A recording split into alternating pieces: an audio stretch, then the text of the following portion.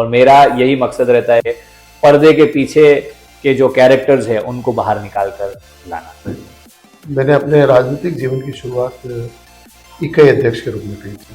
तो कोई क्षेत्र के नाम पे बने, कोई भाषा के नाम पे, कोई धर्म के नाम पे, कोई व्यक्ति के नाम पे बने। सत्ता और संगठन में जो पद मिलता है ये एक टेम्परेरी व्यवस्था है। कार्यकर्ता ही सबसे बड़ा होता है, उसके ऊपर कभी पूर्ण नहीं होता। इतिहास के अंदर अकबर को महान पढ़ा जाता है और महाराणा प्रताप को कमजोर बताया जाता है। नमस्कार दोस्तों, आज मेरे साथ में है भारतीय जनता पार्टी राजसमंद के जिला महामंत्री गोपाल कृष्ण जी पालीवाल। आपका बहुत बहुत स्वागत है। आप जिला महामंत्री है तो आप बीजेपी में कब से कार्यरत है? मैं भारतीय जनता पार्टी में छात्र जीवन में विद्यार्थी परिषद का कार्यकर्ता रहा। उसके बाद 92 में मैंने अपने राजनीतिक जीवन की शुरुआत इकाई अध्यक्ष के रूप में की थी। आज जो बूथ अध्यक्ष होता है उस समय हमारे पंचायत का अध्यक्ष हुआ करता। उसके बाद मुझे पार्टी ने अपने काम को देखते हुए मुझे 7 पंचायतों की जिम्मेदारी दी, जिसको जिला परिषद बांट देते हैं। उसके काम को देखने के बाद मुझे पार्टी ने राजसमंद का पहले 2 मंडल हुआ करते, एक नगर मंडल और ग्रामीण मंडल। उसमें मुझे महामंत्री के रूप में चयन किया गया। उसके तत्काल पश्चात मुझे वापस मंडल अध्यक्ष की जिम्मेदारी मिली और उसको निर्वहन करते हुए मैं माननीय हरिओम सिंह जी राठौड़, माननीय नंदलाल जी सिंघवी और माननीय भंवरलाल जी शर्मा जो हमारे समय के अध्यक्ष थे, उनके साथ मैं जिला मंत्री के रूप में मैंने काम किया।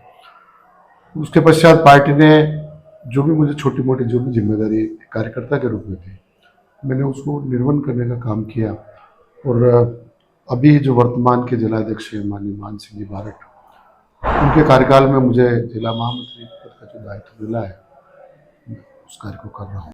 तो इसमें एक सवाल निकल कर आता है कि आपने युवा थे तब से भारतीय जनता पार्टी को आप सींचने का प्रयास कर रहे हो। तो एक युवा को अगर भारतीय जनता पार्टी के अंदर जाना है, क्योंकि काफी आवश्यकता होती है कि कहीं ना कहीं सामंजस्य की जरूरत होती है, एक वरिष्ठ का आशीर्वाद और एक्सपीरियंस चाहिए होता है और एक युवा जो कि काफी ज्यादा दौड़ भाग के साथ में काम कर सकता है, तो वो भारतीय जनता पार्टी अगर चयन करता है तो कैसे कर सकता है और क्यों करना चाहिए उसे? देखिए, हमने जब छात्र जीवन में थे तो हमने राजनीति का जो चयन किया कि हमें राजनीतिक क्षेत्र में जाना है। अगर राजनीति करना था तो अनेक राजनीतिक दल हैं जो कोई क्षेत्र के नाम पे बने, कोई भाषा के नाम पे, कोई धर्म के नाम पे, कोई व्यक्ति के नाम पे बने हुए। लेकिन हमने भारतीय जनता पार्टी का चयन इसलिए किया कि राष्ट्रवादी विचारधाराओं से प्रेरित और पोषित पार्टी है। हमने देखा कि इसमें रह के हमें कुछ समाज को कुछ देना है। जो हमारे जो संस्थापक थे जनसंघ के, डॉक्टर श्यामा प्रसाद मुखर्जी या पंडित दीनदयाल उपाध्याय, नानाजी देशमुख, माननीय वाजपेयी जी, आडवाणी जी, उनके विचारों को छात्र जीवन में बहुत सुना। जब वो हम पढ़ते थे कॉलेज जीवन में तो उदयपुर में जब इन लोगों के भाषण होते थे, इन नेताओं को तो हम सुनने जाते थे, तो हमें अंदर से एक प्रेरणा मिलती थी, हमें भी कुछ करना है। आज की राजनीति को उस परिदृश्य में देखें तो मेरा ये मानना है जो भी युवा अगर राजनीति में आना चाहता है उसको सबसे पहले विचारधारा के साथ काम करना चाहिए। व्यक्ति आते हैं, व्यक्ति जाते हैं, विचारधारा सदैव अमिट रहती है और हम जिस विचारधारा के लिए काम करना चाहते हो उसके लिए हमें सदैव काम करना चाहिए। राजनीति में पद प्रतिष्ठा एक ग्लैमर होता है। आजकल के युवाओं में एक ग्लैमर बन गया है कि सब मुझे राजनीति के संगठन में या जनप्रतिनिधि के रूप में कोई मुझे अच्छा पद मिले। मेरा जहाँ तक मानना है हमें सिर्फ और सिर्फ कार्यकर्ता बनकर काम करना चाहिए, क्योंकि कार्यकर्ता ही सबसे बड़ा होता है, उसके ऊपर कभी पूर्ण नहीं होता है। वो कभी छोटा नहीं होता ना बड़ा होता है। पद एक टेम्पररी व्यवस्था है, आज है कल नहीं है। लेकिन हमारी विचारधारा जिसके लिए हम इस दल का जो हमने चुनाव किया है ये सदैव आगे बढ़ती रहे। ये हमारी जो विरासत है जिसको हमने हमारे पुरखों से सीखा है, हमारे वरिष्ठों से हमने जो पाया है, हमारा दायित्व बनता है कि हम उस विरासत को आगे तक ले जाने के लिए उसके लिए हम दायित्ववान कार्यकर्ता बने। और भारतीय जनता पार्टी में जो जिम्मेदारी मिलती है वो दायित्व की मिलती है। अन्य दलों में जिम्मेदारी मिलती तो अपने आप में अहंकार का भाव पैदा होता है, सब में इस पद पर पदारूढ़ हूँ। लेकिन भारतीय जनता पार्टी का कोई भी पद हो, चाहे छोटा हो चाहे बड़ा हो, वो उसका दायित्व उतना ही बढ़ जाता है। जितना बड़ा पद होता है उतना बड़ा दायित्व होता है। मेरा जहाँ तक मानना है कि हम जब राजनीति के संगठन या जनप्रतिनिधि आगे बढ़े तो हम इस बात का सदैव ध्यान रखें कि हमारी जो आने वाली पीढ़ी है उसका हम मार्गदर्शन करें, जो हमसे छोटे हैं, जो राजनीति में नए लोग प्रवेश कर रहे हैं और हमसे जो बड़े हैं उनके अनुभव का फायदा लें, उनका मार्गदर्शन लें। उन्होंने अपने जीवन में किस तरह से इस संगठन को आगे बढ़ाने का काम किया, हम भी उनसे प्रेरणा लेते हुए आगे बढ़े तो ये भारतीय जनता पार्टी का भविष्य बहुत उज्जवल है। और सबसे बड़ा इस राजनीतिक दल की एक खासियत है, यहाँ पर छोटा कार्यकर्ता शीर्ष पद पर जा सकता है। जैसे पहले हमारे जैसे माननीय नितिन गडकरी जी थे जो राष्ट्रीय अध्यक्ष हुआ करते थे, वो नागपुर में पोस्ट चिपकाया करते थे पार्टी की, और पार्टी ने उनको बहुत बड़ी जिम्मेदारी, और आज में बहुत गर्व होता है उन्होंने जिस ढंग से जो मंत्रालय उनको मिला है उस पर उन्होंने बखूबी काम किया है। दूसरा उदाहरण अगर हम देखते हैं तो माननीय मोदी जी का, जो एक गरीब घर में पैदा हुए, जिन्होंने निम्न से निम्न काम करके, जैसे चाय बनाने का काम करके इतने बड़े पद पर पहुंचे और आज वो एक ग्लोबल लीडर बने जी। तो ये भारतीय जनता पार्टी के संस्कार है। अन्य दलों में ऐसा नहीं है, यहाँ विरासत चलती है। जैसे कोई पिता है उसके नाम पर, तो वो सदैव चाहता है कि मेरा पुत्र राजनीति में मेरी जगह बैठे। उसके बाद आज हम देखें राजस्थान के परिप्रेक्ष्य में तो माननीय भजन लाल जी शर्मा, जो हमारे एक छोटे कार्यकर्ता, साधारण कार्यकर्ता थे, पार्टी के प्रदेश के महामंत्री थे। अभी जो विगत चुनाव हुए उसमें अनेकों अनेक चेहरे थे जिस पर इलेक्ट्रॉनिक मीडिया, प्रिंट मीडिया और जो राजनीतिक पंडित थे उनके मन में भी ये था कि साहब फला व्यक्ति इस राजस्थान की कमान संभालेगा, वो मुख्यमंत्री बनेगा। लेकिन एक चौंकाने वाला फैसला भारतीय जनता पार्टी के शीर्ष नेतृत्व ने लिया। माननीय भजन लाल जी शर्मा जैसे एक साधारण से कार्यकर्ता को मुख्यमंत्री के पद पर आरूढ़ किया। ये हम सब जो साधारण कार्यकर्ता हैं, जो हम पार्टी में काम करते हैं, हम सब के लिए बहुत इंस्पायर करने वाला है कि भारतीय जनता पार्टी में किसी भी व्यक्ति को किसी भी पद पर पार्टी ले जा सकती है। हाँ, हम अपने जो हमारी गुणवत्ता है, हमारी जो मौलिकता है, उसको सदैव कायम करते हुए कार्य करें तो भारतीय जनता पार्टी में कभी असंभव नहीं है, मेरा ये मानना है। ऐसा आपने दशकों तक मतलब भारतीय जनता पार्टी में कार्य करता रहे हैं, एक नीचे स्तर से उठकर आपने इस लेवल पर आप पहुंचे हैं। ऐसा समय भी आया होगा जब काफी संघर्ष करना पड़ा होगा, ऐसा कोई इंसिडेंस याद है कि आप मतलब नर्वस हो गए हो या फिर काफी ज्यादा संघर्ष करना पड़ा अपनी राजनीति के अंदर? देखिए, राजनीति में महत्वाकांक्षा होनी चाहिए, पर राजनीति में दुखी वही व्यक्ति होता है जो अति महत्वाकांक्षा होता है। हमारे जीवन में महत्वाकांक्षा है, और महत्वाकांक्षा है विचारधारा की, और दुखी व्यक्ति वही होता है जिसको कुछ पाने की लालसा हो। हमने जीवन में कभी पाने का कभी लालच नहीं किया। आज दिन तक के इस राजनीतिक यात्रा में जो कुछ भी मिला पार्टी संगठन ने दिया। कभी किसी शीर्ष नेतृत्व को या किसी हमारे जो मार्गदर्शन करने वाले जो नेतृत्व था उसको कभी नहीं कहा कि भाई साहब मेरे को ये पद चाहिए। जो भी दिया पार्टी ने उचित समझा, उचित समय पर देते रहे, और जब पद नहीं मिला तो कार्यकर्ता से बड़ा कभी पद रहा नहीं। उस पद को ज्यादा अंगीकार किया कि हम जहां से हमारी राजनीतिक यात्रा शुरू हुई और अंत भी एक कार्यकर्ता के रूप में होता है।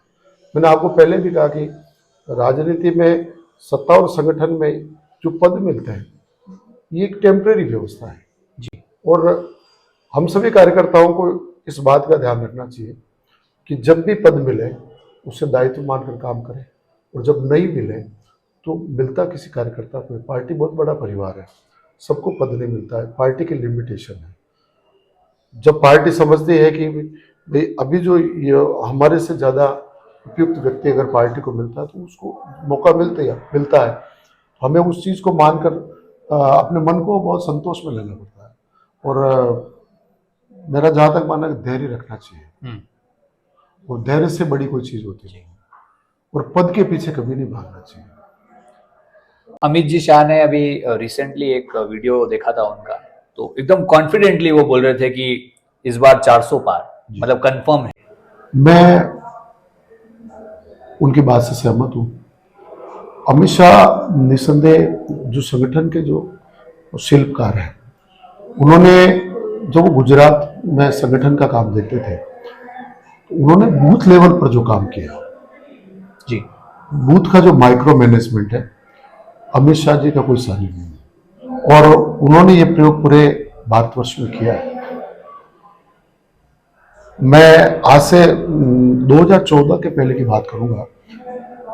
आदरणीय मोहन जी भागवत जब हमारे संघ के सरसंघचालक बने, तो वो जब लखनऊ के प्रवास पर थे, तो एक कार्यकर्ता था, उत्तर प्रदेश में पार्टी की स्थिति बहुत खराब थी, क्योंकि वहाँ जातिवाद की राजनीति बहुत चरम सीमा पर थी और भारतीय जनता पार्टी धीरे धीरे हाशिए पर चली गई।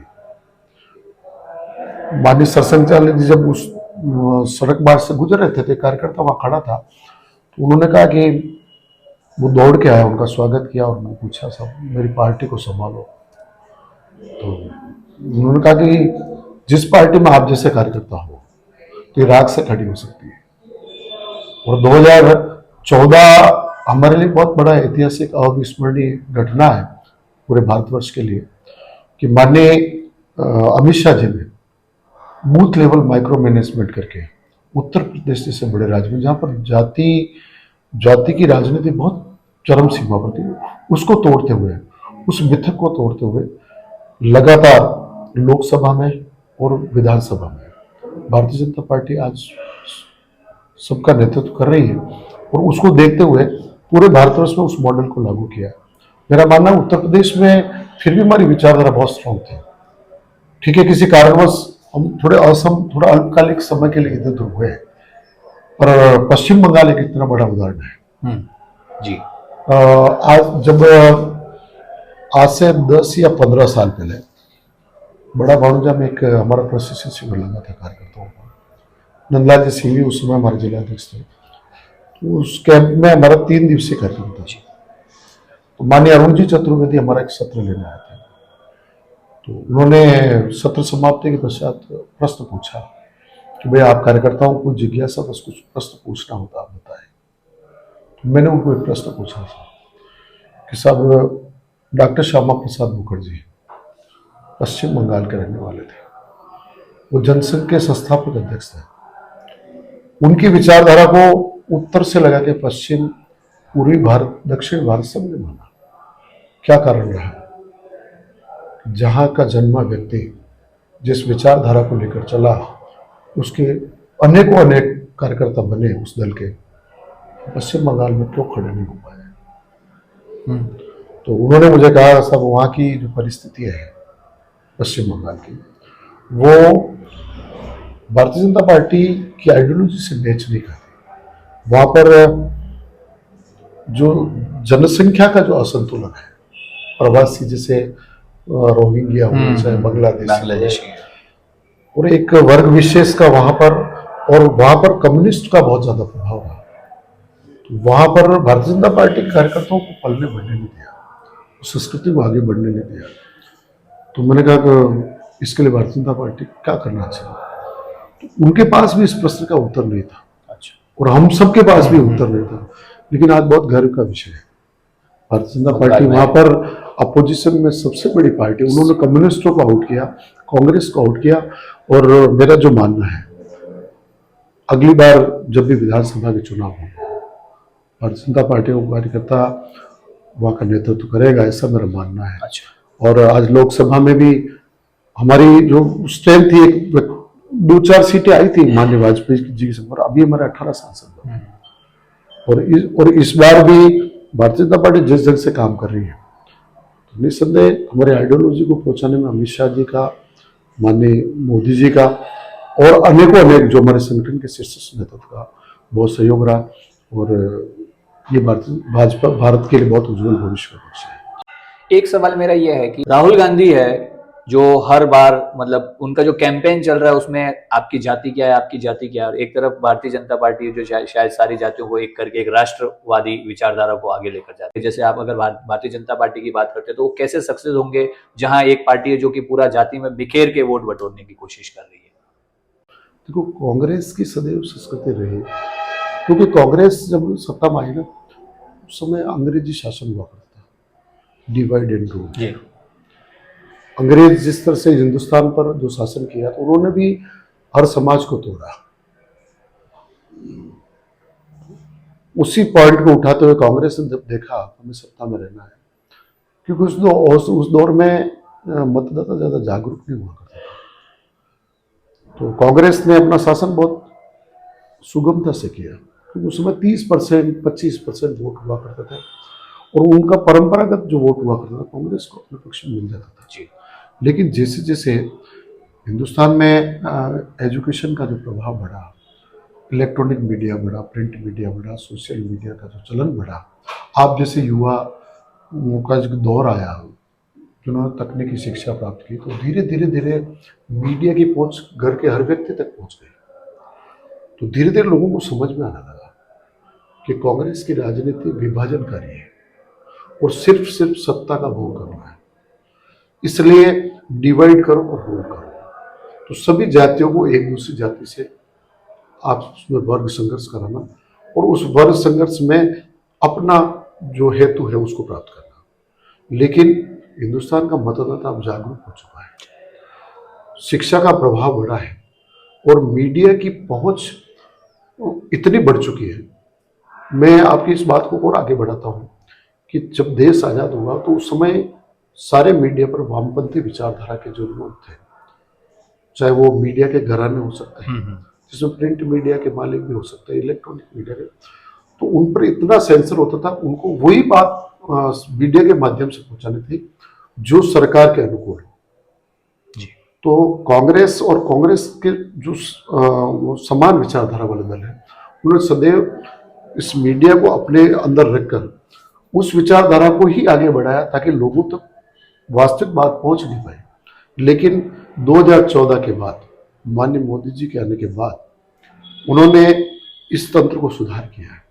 उसमें वामपंथी विचारधारा के इतिहासकार हुए, चाहे जर्नलिस्ट हुए, चाहे आपके ये जो पत्रकार हुए, इन सबको धीरे धीरे छंटनी करके राष्ट्रवादी विचारधारा के व्यक्तियों को आगे लाना शुरू किया। अब धीरे धीरे वो राष्ट्रवादी विचारधारा के जो व्यक्ति हैं उस विचारधारा को हिंदुस्तान के आम नागरिक तक पहुंचाने का प्रयास कर रहे हैं। उसके कारण भी हिंदुस्तान की जो वास्तविकता है, जो लोगों को कोसों दूर थी, जहां पर इतिहास के अंदर अकबर को महान पढ़ा जाता है और महाराणा प्रताप को कमजोर बताया जाता है, जबकि महाराणा अजय रहे, उन्होंने मेवाड़ को अजय रखा, लेकिन हिस्ट्री के अंदर कभी नहीं पढ़ा। जहाँ टीपू सुल्तान को बड़ा करके बताया, जहां पर भारत की संस्कृति को बहुत छोटा बताया, जहां सपेरों का देश बताया। और अब आप देखिएगा आज मोदी जी जहां भी जाते हैं, विदेशों के अंदर जाते हैं, तो जो मीडिया के माध्यम से जो हवा बनती है हिंदुस्तान की, अब ये सपेरों का देश नहीं है, ये वो जो सोने की चिड़िया जो अतीत में कहलाता था उससे कई गुना आगे बढ़ चुकी है। और मोदी जी ने एक कारनामा और करके दिखाया। हमारे पहले जितने भी लीडर हुआ करते थे वो कहा करते थे किसी भी काम को करने के पहले वो सोचते थे कि यार ये काम नहीं हो सकता, इम्पॉसिबल। लेकिन मोदी जी का जो थीम है, होगा कैसे नहीं, राइट।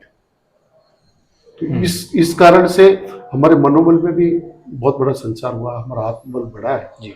और हमें लगता है आई कैन डू इट। इस देश की जनता को लगता है हम सब कुछ कर सकते हैं।